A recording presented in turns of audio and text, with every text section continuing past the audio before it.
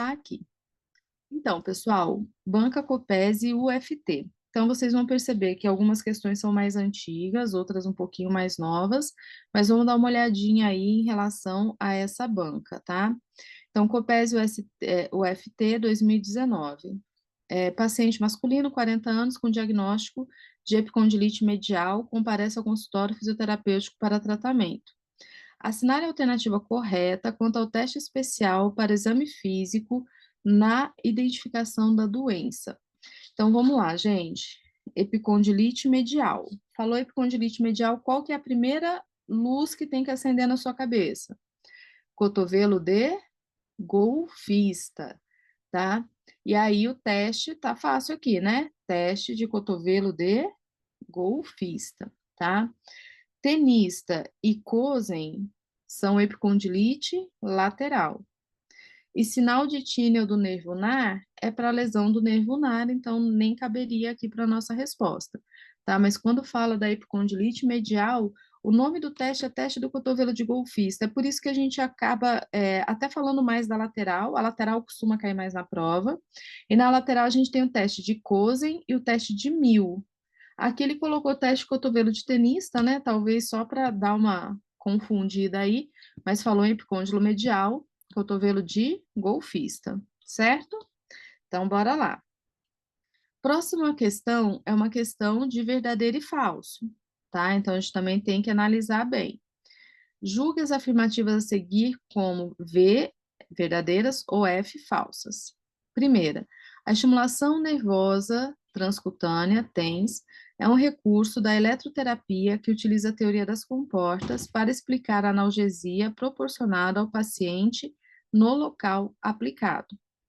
Então, e aí, pessoal? A estimulação elétrica nervosa transcutânea é um concurso de eletrotermoterapia que utiliza a teoria das comportas para explicar a analgesia proporcionada ao paciente no local aplicado. O que está pegando aqui? Aqui tem uma pegadinha. Eu vou deixar ela aqui, tá? Depois vai pensando aí. Segunda, a diatermia por ondas curtas pode ser aplicada de três formas: coplanar, coplanar, contraplanar e longitudinal. E essas formas dependerão do local a ser aplicado no paciente. E aí, como são as formas de aplicação das curtas? Coplanar, contraplanar e longitudinal. E a forma de aplicação depende do local que é aplicado. Ok, então a segunda está verdadeira, tá? A primeira, vamos ver se a gente mata ali qual é a pegadinha. Ó, eliminei a C. Vamos para a próxima. Entre os aparelhos da fototerapia, o laser é bastante utilizado. Ah, desculpa, eu marquei aqui no errado, gente. Deixa eu só limpar aqui. A segunda, que é verdadeira, aí eu elimino essa. Isso. Desculpa que eu tinha pulado. Terceira ali, o ultrassom terapêutico é utilizado em caso de tendinite do supraespinhoso, onde o paciente apresenta dor, rubor e edema. Podemos citar como contraindicações do uso do ultrassom terapêutico pacientes com haste metálica, inflamação crônica e epífise de crescimento. E aí, pessoal, o ultrassom terapêutico utilizado em caso de tendinite do supra, onde a paciente apresenta dor, rubor e edema, aqui tem um outro problema nessa questão, tá? Eu vou deixar ela aqui também. Se eu estivesse fazendo essa prova, eu faria isso. Vamos para a próxima. Entre os aparelhos da fototerapia, o laser é bastante utilizado na cicatrização de tecidos, músculo e tendão. O laser de arseneto de galho, que pode ser aplicado no modo varredura, apresentando luz vermelha, sendo que o tempo de aplicação é dado pelo próprio aparelho. Gente, o arseneto de galho é a luz infravermelha, então uma das regras que a gente tem é que a luz infravermelha a gente não aplica em varredura, porque você pode, né, ter essa dispersão do laser. Então, ele vai ser aplicado no modus pontual normalmente. E ele é o infravermelho, ele não é a luz vermelha. Então, essa aqui eu tenho certeza que tá falsa, tá? Que é a penúltima aí, né? Nossa listinha. Então, eu pego e corto a D. E vamos ver a última, né? Que fala ali. A corrente russa é um aparelho utilizado para recrutamento muscular em casos de pacientes em período de pós-operatório que necessitem de ganho ou manutenção da força sem que haja envolvimento articular. Verdade, a corrente russa é a corrente excitomotora E pode ser que o paciente, você faça o recurso sem o paciente fazer o movimento junto, né? Então, sem o envolvimento articular. Então, verdadeiro. E aí, pessoal, a gente está ali entre a primeira e a terceira, a gente saber o que que é, tá? Então, a primeira, qual que é a pegadinha? A estimulação elétrica nervosa transcutânea TENS é um recurso de eletrotermoterapia. Então, gente, eu acho disso de uma crueldade, porque se a gente passa rápido, a gente cai na pegadinha e acha que essa tá verdadeira. Aí você compara com as outras, e aí, né, você vai ter que pensar, porque olha, eu fiquei entre duas aí, e essa pode ser decisiva, porque se eu colocar que ela é verdadeira, é a letra B. Se eu colocar que ela é falsa, é a letra A, né? Mas é uma crueldade, só que a Copese faz isso, tá, gente? Não sei agora, né, em questões mais recentes, como ela vai fazer, mas ela faz isso, então a gente tem que estar muito atento, tá? Tem que estar muito atento a esse tipo de pegadinha em provas. Então, ó, essa primeira aqui, ela foi considerada pela banca uma questão falsa por conta desse eletrotermoterapia. Não, é eletroterapia. Fechou, tá? O que dá um indicativo para a gente, pessoal, é que, por exemplo, na próxima ali, ela fala, na quarta, ela fala em fototerapia só, né? Ela não fala em eletrotermofototerapia. Então, ela pode ser indicativo que, pô, essa banca separa eletro de termo de foto. Porque muitas vezes a gente usa esses termos juntos, né, para falar dos aparelhos. Acho que entenderam o que eu quis dizer? Então, vamos lá. E a do ultrassom. O ultrassom terapêutico é utilizado em caso de tendinite do supra, onde o paciente apresenta dor, rubor e edema. Porque essa aqui, para mim, também é uma pegadinha, gente. Ela, para mim, ela é falsa, e né? De maneira geral, mas o problema é que ele não fala se o ultrassom é contínuo ou pulsado. O contínuo, sim, se falasse ultrassom contínuo, vai ser usado na dor, rubor e edema? Você vai falar não. Por quê? Porque é calor. Calor a gente não coloca, né? Quando tem processo inflamatório ativo. Mas ele não fala. Então, para mim, aí também tem um sinão, sabe? E a gente tem que ficar atento nisso, tá? Então, na hora de fazer a prova, muita atenção, muita atenção a esses detalhes, que a gente está vendo aí que pode aparecer alguns detalhes meio complexos, né? Vamos falar assim. Vamos lá. Próxima questão fala o seguinte: uma órtese é um aparelho vestido pelo paciente para restrição ou promoção do movimento, ou para redução da carga sobre o segmento corporal. Das atribuições dos fisioterapeutas que trabalham diretamente com órteses, estas incluem. Então, o que que o fisioterapeuta faz? Fazer avaliação pré-ortótica? Sim, ele faz. 2, avaliar a órtese receitada e facilitar a sua aceitação? Sim, ele faz.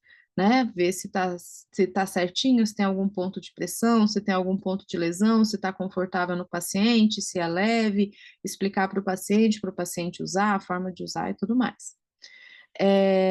Eu pulei um, né, gente? De novo. Primeiro, é que eu assinalei errada. A primeira, fazer avaliação pré-ortótica, sim. Segundo, contribuir para a prescrição ortótica, sim, também, tá, gente? A gente contribui ou a gente faz, né? O que que acontece muito? Se o paciente vai fazer na rede particular ou no SARA, o fisioterapeuta mesmo prescreve. Se o paciente vai fazer na rede pública, tem que ter o carimbo do médico, tá? Então, muitas vezes a gente trabalha junto com a equipe médica para decidir ali a melhor órtese, tá bom? Mas no caso aí de um concurso para a Secretaria Municipal, né? Então, pensa que normalmente vai ser a prescrição do médico, o fisioterapeuta vai ajudar, tá? Aí sim, avaliar a órtese receitada e facilitar a aceitação, ok? E 4, treinar o paciente para vestir, usar e manter a órtese, né? Limpar, higienizar, correto também. Então, todas essas são atribuições, alternativa A. Próxima questão.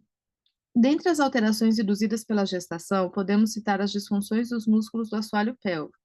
Estes são representados por uma lâmina muscular que se estende entre o pubis e o cóccix. Assinale a alternativa correta, que representa a parte principal do músculo que compõe os músculos do assoalho pélvico. Aí aparece lá A, piriforme, B, coccígio ou iscococcígio, C, pubococcígio e D, o músculo obturador interno. Então, assim, de cara, gente, se você estivesse fazendo essa prova agora e não lembrasse direitinho, pelo menos isso aqui você tinha que fazer. Vocês concordam comigo? Riscar a alternativa A, piriforme, e a alternativa D, obturador interno, que são músculos mais externos em relação ali à região da pelve. Então, ó, parte principal do músculo que compõe os músculos do assoalho pélvico. Tem o coccígio, o isquiococcígio e o pubococcígio. Então, assim, o músculo, a parte principal é o pubococcígio, tá? Eu não coloquei figura aqui, mas ele vai ser o maior. O coccígio ou isquiococcígio faz parte também, mas ele é menor. Agora, o pubicoccígio, pensa, gente, que ele vai do pubis até o cóccix, né? O pubis na frente, o cóccix atrás, então ele vai nessa parte toda, uma parte grande. O isquiococcígio vai do isquio até o cóccix, é menor ali esse músculo, então ele não vai compor a parte principal, tá? Agora, sempre revisar, né? Dar uma olhada nessa musculatura do assoalho pélvico, porque é assunto importante também para as provas, tá? Para a prova de vocês. Bem, próxima questão. Qual é o índice ou escala obtido por meio da espirometria na avaliação pulmonar, levando em consideração VF1, volume expiratório forçado cronometrado de primeiro e segundo, e CVF, capacidade vital forçada? Então, vamos lá, gente, é espirometria, ok? Que é a primeira coisa que você ia fazer? Na minha opinião, tá? Vamos ver. Fala assim, eu não lembro disso. Mas olha só, é escala de Borg? Não. Você sabe que escala de Borg é a escala de avaliação subjetiva da fadiga. É a escala de Hansen? Você fala, não. Escala de Hansen não é, porque a escala de Hansen é aquela escala de avaliação de sedação, né? E aí você fica, e também, gente, fala que é um índice, né? Um índice é um cálculo. Aí você fica entre índice de Tobin e índice de Tifenot. Então vamos lá. O índice de Tobin é um índice que avalia a possibilidade de extubação. Então o paciente está em ventilação mecânica. O índice que é aplicado aí, né, na espirometria é o índice de Tifenot. Mas eu estou dando a dica para vocês, tá? Vai, pessoal, mesmo que às vezes você não saiba a resposta, né? Eu não sei ali, a gente também, na hora de fazer prova de concurso, a gente tem que ser esperto, tá? A gente tem que ser esperto, a gente tem que usar aquilo que a gente sabe. Então, eu sei Borg, eu sei Hansen, corto ali porque não cabe para essa questão. Porque na pior das hipóteses, você fica entre duas e não entre quatro para poder chutar. Você aumenta a sua chance de acertar a questão, tá? Claro que a gente não quer chutar, a gente quer saber o máximo de questões possíveis, mas vai ter, gente, uma ou outra que a gente não vai saber.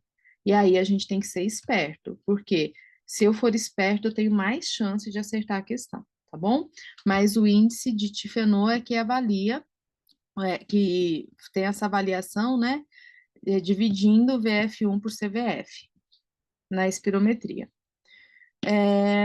Próxima questão diz o seguinte: em relação à escala de coma de Glasgow, é correto afirmar que A. Permite explorar e quantificar três critérios de observação clínica: resposta ocular, resposta verbal e resposta sensitiva. Então, você vai lembrar: ocular, verbal, motora. 4, 5 e 6, tá? Ocular, verbal, motora. 4, 5 e 6, as respostas.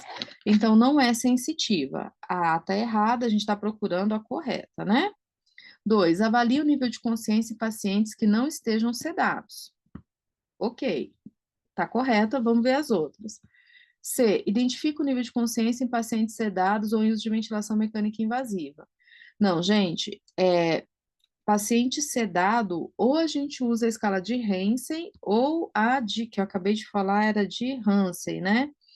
Escala de Hansen ou o índice de RAS, RAAS, paciente sedado, tá? Se o paciente não está sedado, Glasgow. B, apresenta uma pontuação que vai de 0 a 15 em pacientes sedados. Não, sedado, Hansen ou RAS. Então, confirma B, Avalie o nível de consciência em pacientes que não estejam sedados. Questão simples aí de escala de Glasgow. Próxima questão fala o seguinte: a esclerose múltipla, EM, é uma doença desmelinizante do sistema nervoso central que afeta principalmente adultos jovens. Dentre seus sinais e sintomas encontram-se as perturbações sensitivas, parestesias, que envolvem formigamento ou dormência, estando presentes em qualquer área do corpo. Encontramos também o sinal de Lermite. Assinale a alternativa correta que descreve esse sinal. Gente, esse sinal aqui, ele cai pouco em prova, tá? Às vezes a gente estuda aí até como um teste especial, mas ele pode cair. Então, vamos aproveitar aqui esse momento só lembrar quem que é ele, né? Qual é esse sinal? Então, olha só, a gente tem aqui o a alternativa A, caracterizado por paralisia e sintomas fundamentais de tremor intencional, fala, escândida e nistagmo. B, relacionada à incapacidade de executar movimentos coordenados. C, sensação semelhante a um choque elétrico ocorrendo pela medula espinhal e membros inferiores produzidos pela flexão do pescoço. E D, sensação de perda de urina de forma involuntária. O sinal de Lemmert é esse aqui, gente. Sensação semelhante ao choque elétrico, correndo pela medula espinhal e membros inferiores, produzida pela flexão do pescoço. Algumas vezes, como eu disse, a gente estuda até como um teste especial, tá? E é comum, então é um termo, né? Um teste, é um sinal que a gente tem que sempre ligar, acender aquela luzinha, né? Aquela conexão com a esclerose múltipla, tá? Então, lembrar sempre de alguns termos, né, que estão diretamente ligados a algumas doenças, porque pode ajudar bastante na resolução de questões, tá? Próxima questão. Paciente de 60 anos, após acidente vascular encefálico, AVE, encontra-se acamado e necessidade de atendimento domiciliar. Decorrente desse quadro clínico, dentre outras consequências, a imobilização muscular poderá levar a, beleza, síndrome do imobilismo, imobilização muscular, né, por conta da fraqueza lá, provocada pelo AVC, o AVE poderá levar a aumento no tempo de contração muscular e diminuição do tamanho das fibras musculares, mas vamos ver os outros. Aumento no tamanho e no número de mitocôndrias. Não, gente, se não está ativo o músculo, não aumenta o número e tamanho das mitocôndrias, né? As mitocôndrias, elas participam do processo de uso do oxigênio na formação de ATP, né? Do metabolismo aeróbico. E daí elas são estimuladas quando a gente utiliza a musculatura. C, aumento da tensão muscular produzida e aumento da síntese proteica. Não, aumento na síntese proteica não, e essa tensão muscular produzida, eu acredito que está relacionado com a tensão muscular quando a gente faz a força, tá? Então, não vai aumentar a tensão muscular, a força muscular, a síntese de proteína, o trofismo naquele músculo. D, a diminuição da concentração de lactato com o exercício. Não, vai aumentar o lactato, porque a musculatura vai estar menos preparada quando a pessoa fizer o exercício. Então, a alternativa correta, gente, é aumento do tempo de contração muscular e diminuição do tamanho das fibras. Acho que assim, diminuição do tamanho das fibras musculares é fácil da gente entender, a atrofia. Às vezes o que a gente não entende é esse aumento no tempo de contração muscular. O que é isso, gente? A actina e a miosina, ela leva um tempo para contrair, juntar e separar. Esse aumento não é que ele seja bom, na verdade, é o aumento do tempo que a actina e a miosina leva para se juntar e para se separar. Então, quanto mais tempo elas levarem para fazer isso, mais lento vai ser o movimento. Se a gente fica imobilizado, a actina-miosina, ela desacostuma, vamos chamar assim, de fazer essa junção, essa separação de maneira mais ágil. Quando a gente treina potência, velocidade, né, habilidade, a gente melhora esse processo, né, essa agilidade mesmo, a rapidez da actina da miosina. Então, esse aumento do tempo da contração muscular é isso. Eu estou comentando, gente, porque quando eu li a primeira vez, eu fiquei pensando, né, mas o que é isso, né? Mesmo, aumento do tempo de contração, a pessoa tem mais capacidade de contrair o músculo? Não. É esse ponto, tá? Em relação ao tempo de junção e separação da actina da miosina, que quanto mais rápido for esse tempo, melhor para a fisiologia do músculo, né? Assim, fisiologicamente o músculo vai estar melhor. Próxima questão fala o seguinte: dentre a etiologia dos sintomas de sobrecarga das estruturas anatômicas encontradas nas doenças ocupacionais relacionadas ao trabalho repetitivo, podemos citar que a dor, edema localizado e hipersensibilidade à palpação. Então, gente, ó, sobrecarga de estrutura anatômica nas DORTs. Então, quando a gente fala em DORT, a gente fala muito de epicondilite, tendinite, tenossinovite. E aí, esse quadro de dor, edema e hipersensibilidade à palpação, né, que é a pessoa sentir dor à palpação mesmo, é algo comum nesses quadros, sim, verdadeiro. Segundo, ocorre proteção muscular reflexa, independente do tecido lesado ser inerte ou contrátil. Então, está falando o seguinte, que quando a gente tem uma lesão dessa, não importa se é lesão do tecido muscular, do tecido do ligamento, do tendão, vai ter proteção muscular reflexa. O que é proteção muscular reflexa? A musculatura ali perto da lesão fica tensa numa tentativa de proteger a área, né? Diminuir a movimentação para poder ter recuperação melhor, tá? Então, verdadeira também.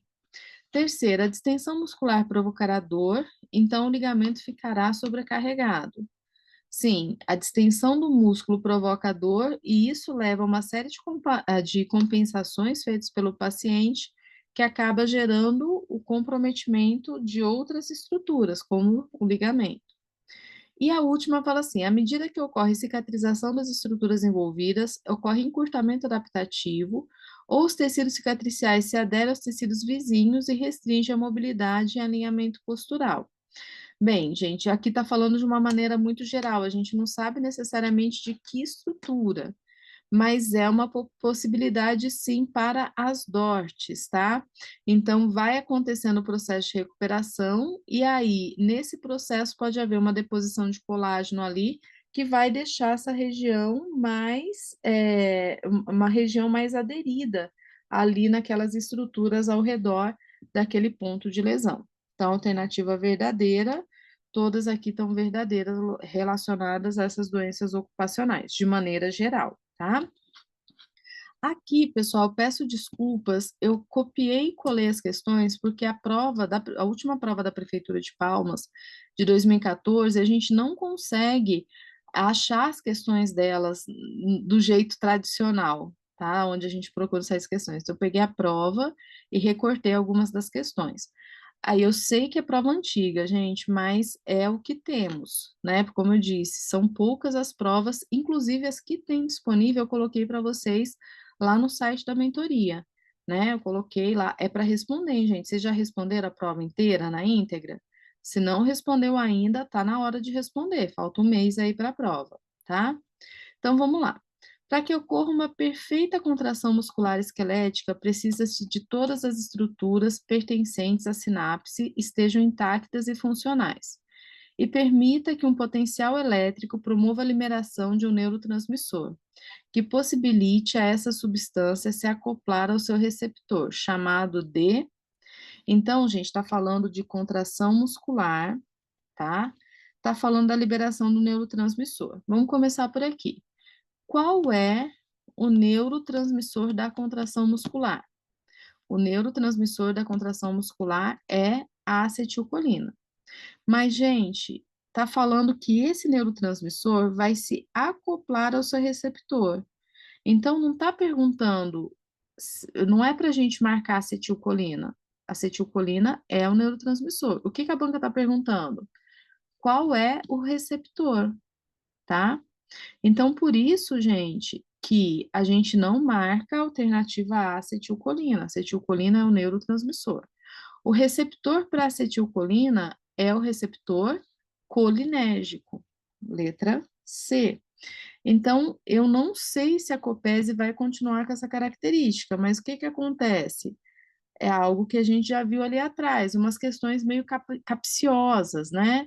Que podem te induzir ao erro se você não estiver prestando atenção.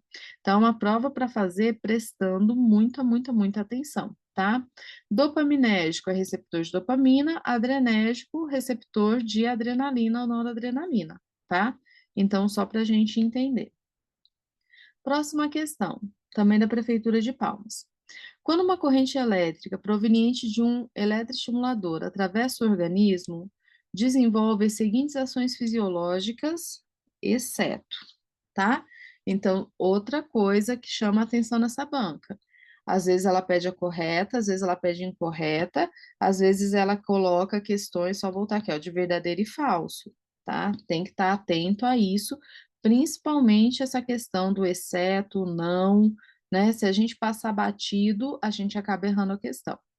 Mas vamos lá, gente. Quando uma corrente elétrica proveniente de um eletroestimulador, então, quando uma corrente elétrica atravessa o organismo, quais ações elas provocam? A gente está procurando a errada, tá? A. Ação ionizante, com predominância nas correntes unidirecionais, as quais produzem aumento da permeabilidade da membrana celular, além do fenômeno da eletrólise, em que os íons são atraídos pelo polo oposto à sua carga.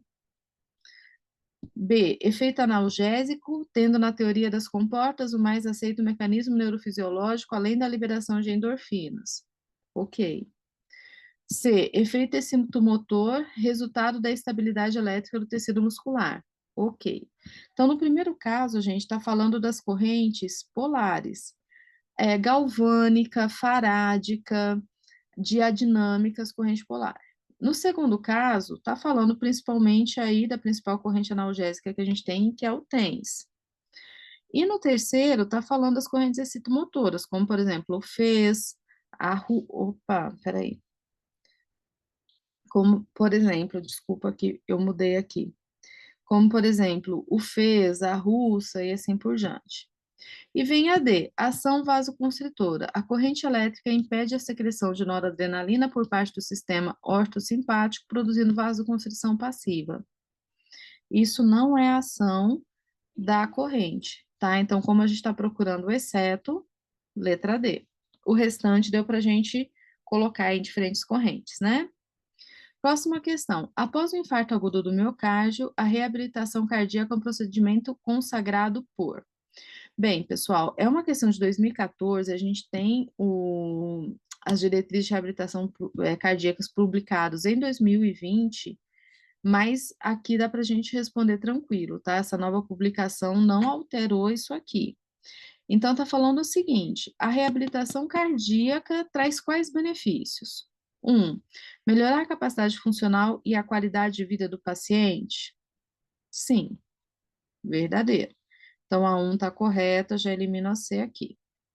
2, aumentar a frequência cardíaca de repouso? Não, gente, para que você quer aumentar a frequência cardíaca de repouso da pessoa? Na verdade, quanto mais baixa a frequência cardíaca dentro do normal, melhor, né? Você quer diminuir, assim, de maneira geral, a frequência cardíaca, não aumentar. Então, 2 está errado, a gente já corta aqui. 3, reduzir a pressão arterial sistêmica, correto, objetivo, né? Diminuir o fluxo sanguíneo miocárdico.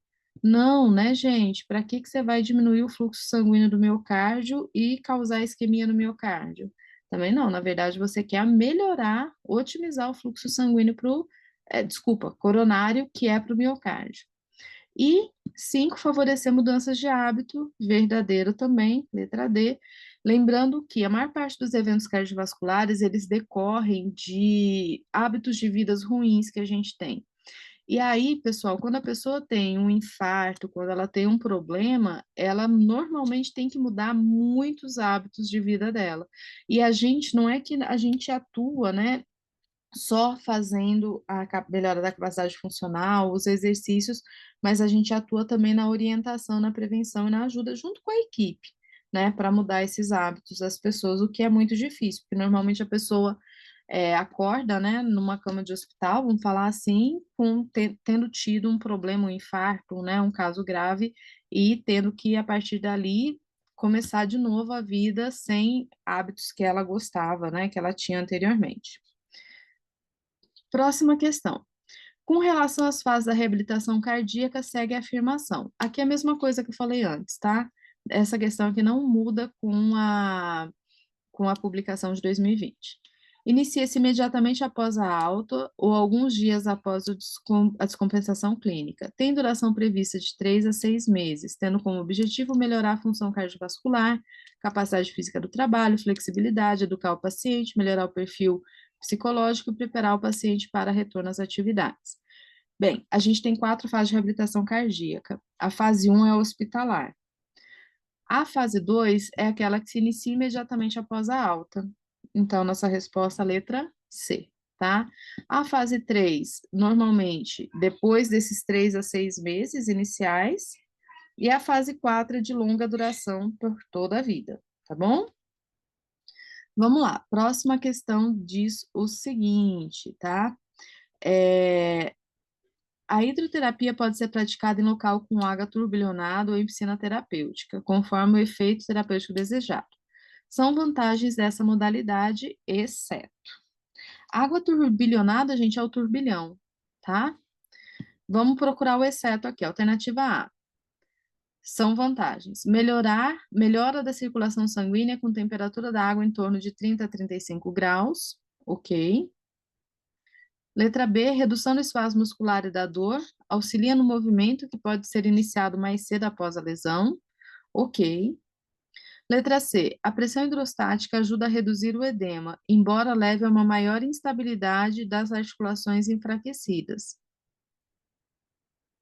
Letra D, através da flutuação, consegue-se proporcionar assistência e progressivamente elevar a resistência ao movimento. Correto. Gente, a pressão hidrostática ajuda a reduzir o edema? Sim, a pressão hidrostática é aquela toda ao redor do corpo, certo? Maior quanto mais fundo tiver a articulação. E fazendo pressão ao redor do corpo, ela não deixa a articulação mais instável. Na verdade, ela ajuda até na estabilização. O que deixa mais instável o ambiente, na verdade, é você fazer turbilhonamento, por exemplo, tá? Então, letra C é o nosso exceto. Próxima questão. A amputação de Chopin é também conhecida como de Lisfranc? Não, né, gente? Chopin, Lisfranc, Lisfranc. Desarticulação entre o osso navicular e cuboide com talos e calcâneo, respectivamente. Amputação transmetatarsiana, amputação metatarsofalangiana. Então, vamos lá, gente. Qual que é a sigla? SPCL, né? SPCL no final. A mais alta, que é a desarticulação do tornozelo, é SAIME. Beleza. Aí vem P, que é Pirogoff, C, que é Chopin, L, que é Lisfranc. Pirogoff é a desarticulação do tornozelo que preserva uma partezinha do calcâneo, não sei se vocês lembram. Chopin é do retropé e Lisfranc é do antepé.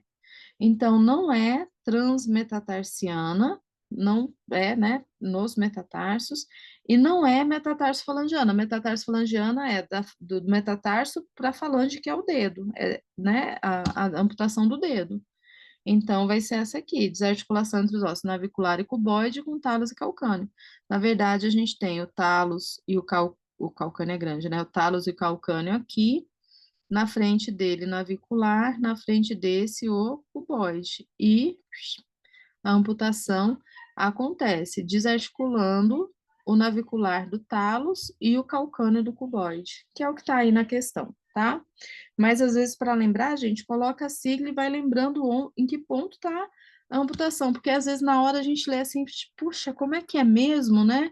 Então, a dica é essa, gente, usa a inteligência, usa o conhecimento que você está ganhando aí ao longo da mentoria, ao longo das aulas, para ir tendo esses pequenos insights, porque às vezes ajuda muito na hora da prova, tá? Próxima questão. Sobre a aplicação do ultrassom e seus efeitos, marque a alternativa incorreta. Então, aqui aparecendo é incorreta.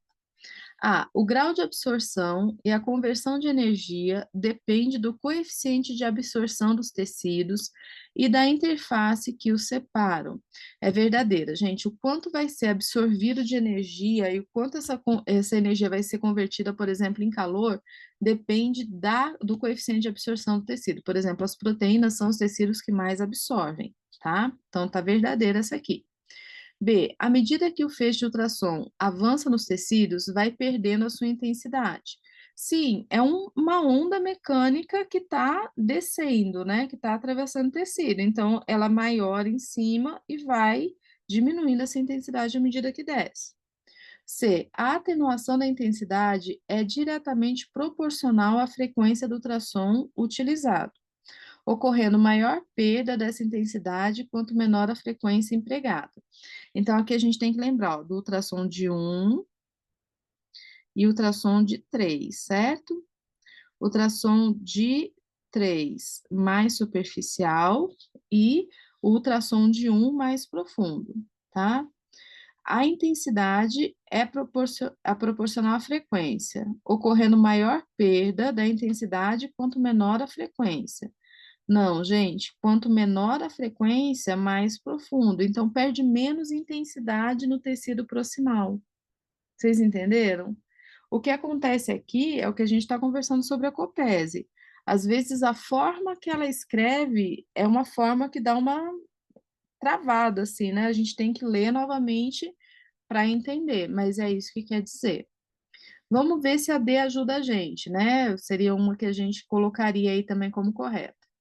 O aumento da permeabilidade celular e a micromassagem produzidas pelo ultrassom auxiliam no retorno venoso e linfático, melhorando a reabsorção de edemas, verdadeira também. Então, confirma para a gente que a nossa alternativa aqui incorreta é a C.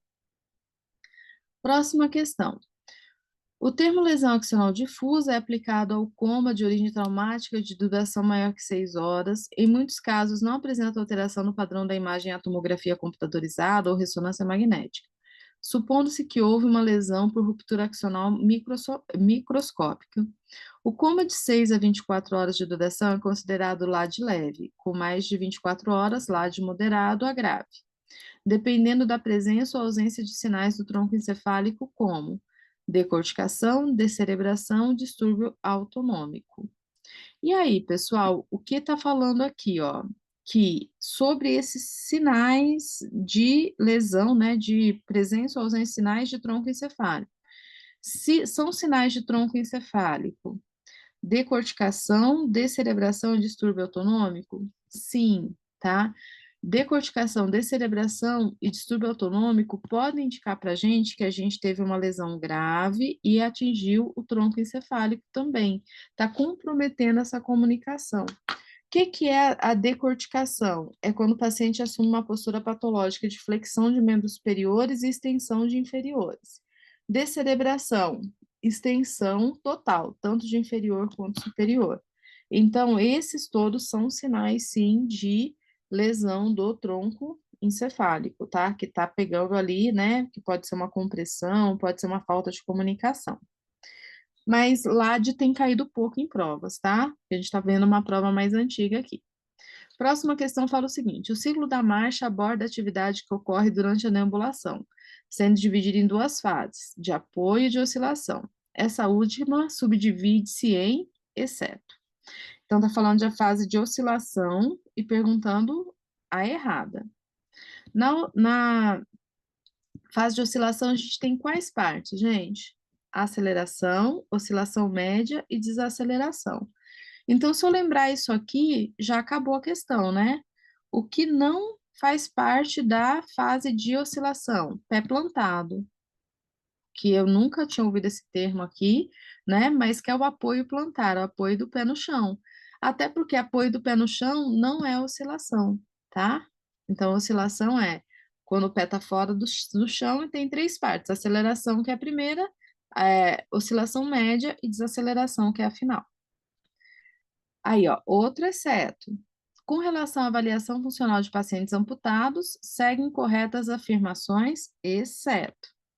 A. As cicatrizes devem apresentar contorno irregular, com boa hipertrofia e aderência aos planos mais profundos. Aí, gente, já vamos parar por aqui, né? A cicatriz deve apresentar contorno regular, sem hipertrofia e aderência aos planos profundos, né? Não pode ter aderência nem hipertrofia da cicatriz. Vamos ver as outras. Os amputados devem apresentar cotos firmes e fortes, os quais desempenharão um papel importante no controle da prótese? Sim, correto. Os pacientes podem apresentar deformidades decorrentes de encurtamentos musculares e contraturas articulares proximais à amputação? Sim, correto. A sensação fantasma pode ser descrita como pressão, formigamento, dormência, posição do membro e temperatura? Pode ser pressão, formigamento, dormência, sensação fantasma. Posição do membro, onde o membro está, e temperatura. A pessoa sente isso, né, naquela região que foi amputada. Então, ela relata como se ela estivesse sentindo. Próxima questão. Durante um programa de reabilitação musculoesquelética, habitualmente utiliza-se a escala de graduação de força muscular do Medical Research Council, MRC, dentro do qual tem-se exceto. Vamos ver, gente. Eu não sei se a Copese vai vir com esse tanto de exceto aí, mas estejam atentos, tá? Sempre que aparecer exceto, eu estou procurando errado. Grau 1, sem evidência de contratilidade? Também já vou parar aqui. Grau 1, gente, tem evidência de contratilidade, só evidência. No movimento, segmento, não vence a gravidade, mas tem. Grau 0, que não tem contração nenhuma, certo? Mas vamos lá. Grau 2, amplitude completa de movimento com eliminação da gravidade. Correto. Opa, isso aqui está errado.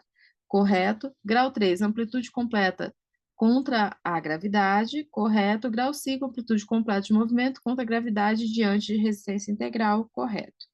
Então, a errada é a letra A. Próxima questão. A diatermia por ondas curtas trata-se de uma modalidade que utiliza radiação de espectro eletromagnético na ordem de megahertz, alta frequência. Por ser uma corrente senoidal de elevada frequência, perde seus efeitos químicos e biológicos de excitação neuromuscular, conservando a conversão em calor a ser absorvida pelo tecido. Como efeito fisiológico da sua aplicação, temos exceto. Então, exceto de novo. A, efeito térmico. B, aumento da circulação por vasodilatação. C, diminuição da estabilidade. D, permite melhor contração. Bem, todos esses faz sentido, então tem que ver no detalhe o que está errado. Vamos ver o que ela fala do efeito térmico. Efeito térmico, vasodilatação, redução do limiar doloroso, flexibilização da aderência, desaceleração na reparação do tecido lesionado. Bem, gente, na verdade, aumenta o limiar de dor. O que significa isso? Que a pessoa precisa de um estímulo mais forte para sentir a dor. E a gente tem a aceleração no reparo tecidual. Então, aqui no caso, não bastaria para a gente só ler a primeira parte, a gente teria que ler a questão toda e a gente achar o erro, que é o exceto. Mas vamos só rever aqui alguns pontos, né, dos efeitos fisiológicos do ondas curtas, que estão corretos. Na B, aumento da circulação por vasodilatação, elevando o aporte de nutrientes e oxigênios e acelerando a eliminação de metabólicos. Diminui a estabilidade do nervo periférico e eleva o relaxamento muscular. Eleva o relaxamento muscular, ficou estranho, né? Talvez seja eleva, né? Mas tá. Permite uma melhor contração e relaxamento muscular com maior rapidez, mantendo sua potência. É aquela questão que eu estava falando para vocês, né, do tempo de contração. Fechou, gente? Bora lá, mais algumas questões, pessoal. Os músculos inspiratórios acessórios auxiliam o diafragma, elevando as costelas, clavícula externa, aumentando os diâmetros antero-posterior e látero-lateral da caixa torácica. Entram em ação durante a respiração de média a longa amplitude, que são classificadas em 4 grandes grupos. São eles, exceto músculos respiratórios. Músculos inspiratórios nucais, esternocleido, escaleno, subclave, trapézio superior. Vamos vendo aqui. B, inspiratórios torácicos, intercostais internos e externos e oblíquo interno do abdômen. C, inspiratórios espinhais, multifídeos e semiespinhais. E D, inspiratórios escapulares, peitoral menor, trapézio médio, peitoral maior, elevador da escápula e romboide. Bem, gente, esses termos aqui talvez a gente não encontre mais em prova. Difícil a gente ver inspiratório nucal, né? Mas são músculos acessórios da respiração. Esternocleido, escaleno, subclávio, trapézio superior, intercostal interno, intercostal externo, o interno da ex, o interno da ins, tá? Agora, oblíquo interno não é. é da ex, tá? Então, como ele fala aqui, ó, grupos que auxiliam o diafragma, elevando a costela, nananã, durante a inspiração, né? Músculos inspiratórios. Então, não cabe para gente os intercostais externos, que são expiratórios, e o oblíquo do abdômen, que também pode ter um papel na expiração forçada, né? Forçar a expiração. Os outros, ok, mas eu acho que esses termos a gente não encontra mais na prova, tá? Próxima questão fala o seguinte: durante a anamnese de paciente neurológico, para completar o estudo da mobilidade voluntária, pode ser realizada algumas manobras com o objetivo de evidenciar déficits motores mínimos. Marque a alternativa que não corresponde a uma manobra para esse fim. Aqui está falando, gente, das chamadas manobras deficitárias, tá? Então, manobras deficitárias são alguns testes bem específicos que a gente faz de força muscular e que vai ver aí pequenas alterações de força ou com alterações de coordenação, tremor e assim por diante. E aí a gente tem, ó, manobra do braço estendido na A, B, Mingazine, C, Barré e D, manobras de membros inferiores e abdução. Os nomes estão todos certos, então a gente vai ter que ler para entender qual que está explicado errado, tá? A primeira, manobra do braço estendido, posição em pé ou sentado, o paciente deve manter seus membros superiores em posição de juramento. Depois de alguns segundos, o membro parético pode apresentar oscilação e tende a baixar-se lenta e progressivamente. Correto. Isso aqui eu consigo mostrar que é assim. B. Manobra de Mingazini. Paciente decúbito dorsal, flete a perna em ângulo reto sobre a coxa e essa sobre a pelve. Flexão de quadril, joelho e tornozelo a 90 graus, tá, gente? Em caso de déficit, surge oscilação ou queda progressiva da perna, da coxa ou de ambos. Verdadeiro. C. Manobra de Barré. Paciente decúbito ventral com as pernas flexionadas, formando o ângulo reto com as coxas. Em caso de déficit, surgem oscilações ou quedas de uma ou de ambas as pernas. Avalia a deficiência do gastrocnêmio. Não, gente, avalia a deficiência dos isquiotibiais. Eu não sei se vocês conseguiram imaginar, mas a pessoa está deitadinha de barriga para baixo e aqui ela está com a perninha dobrada, que está a pelve dela, ela está com o joelho aqui dobrado. Então, para manter essa posição do joelho dobrado aqui, a barriga tá para baixo, tá, gente? Ó, tá com o roxinho aqui no travesseiro, tá? Para manter essa posição do joelho aí fletido, o que que vai acontecer? Vai aparecer meu roxinho aí, ó. Quem mantém esse joelho fletido são os isquiotibiais, não o gastrocnêmio. Detalhe, mas é o detalhe que faz a diferença, né? E vamos só conferir a D, prova dos membros inferiores em abdução, paciente decúbito dorsal, as pernas são fletidas sobre a coxa, mantendo-se o apoio plantar bilateral sobre o leito. No caso de déficit motor, em um dos lados, surge queda do membro em abdução de maneira progressiva e imediata. Isso aí, gente, isso mesmo. Então, última questão aqui da nossa aula, vamos ver. Caracterizado pela capacidade de alterar as propriedades superficiais e interfaciais de um líquido, o surfactante possui uma propriedade fundamental que é a tendência de formar agregados, chamados micelas, que geralmente formam-se a baixas concentrações em água. Sua produção normalmente inicia-se na 30ª semana gestacional e é essencial que seja secretada em quantidade suficiente ao nascimento, do contrário. Então, está falando do surfactante. Se ele não for. Opa, só um minutinho. Se ele não for produzido suficiente, o que que vai acontecer? A. As unidades funcionais do sistema respiratório entrarão em colapso, né? Os alvéolos vão colapsar. É isso, gente. B. Os alvéolos ficarão aumentados em diâmetro? Não, eles vão colapsar. Ocorrerá separação da parede intraalveolar? Não. Reduzirá a tensão superficial do líquido? Não. Opa, reduzirá, não. Eu já estou cansada, gente, peraí. Não, não reduzirá, não. Vai aumentar a tensão superficial do líquido. A tendência dos líquidos estar ali em volta em empurrar o alvéolo para ele fechar. Então, a alternativa correta, a unidade de funcionação respiratória entrará em colapso. Pessoal, eu coloquei as questões aqui de 2014, porque são questões da Prefeitura de Palmas, mas eu acho que tem uma tendência muito maior da prova ser mais semelhante à de 2019, tá? Que é uma prova mais recente. Então, ó, questões com correta, de verdadeiro e falso, tá? Correta, correta. Só vou passar aqui rapidinho para a gente rever, ó. Também perguntando o que é correto, correto, correto. Tá vendo, ó, a característica da lesão, da questão? Verdadeiro e falso, tá? E daí começa o 2014. Por quê? Eu acho que tá mais fácil a banca permanecer com esse estilo que ela tá adotando agora do que voltar para o outro. Mas, de qualquer forma, pessoal, sempre muita atenção nisso aqui, tá? Sempre muita atenção. Você está pedindo correto e incorreto. À medida que for respondendo, for achando aqui, ó, uma verdadeira, outra verdadeira, vai eliminando as alternativas que não cabem. Por quê? Pode ser que naquela primeira lida que vocês deram, vocês falam assim, ai, não vou marcar ainda. Aí você vai ler outras questões. A hora que você volta, às vezes você não lembra, tá? Então, para a gente guardar essas informações que são importantes, tá bom?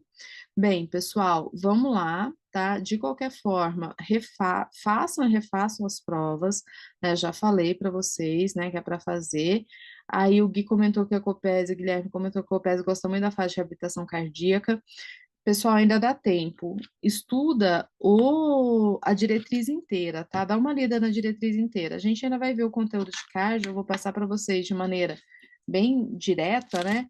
Mas eu acho que vale a pena, sabe, dar uma olhada aí. Pega um dia e uma meia hora, 40 minutos, você lê ela toda com bastante atenção, já vai abrir aí bastante as possibilidades de você acertar as questões de cardio, tá? Que é as diretrizes de reabilitação de 2020. E refazer as provas, é isso aí, tá?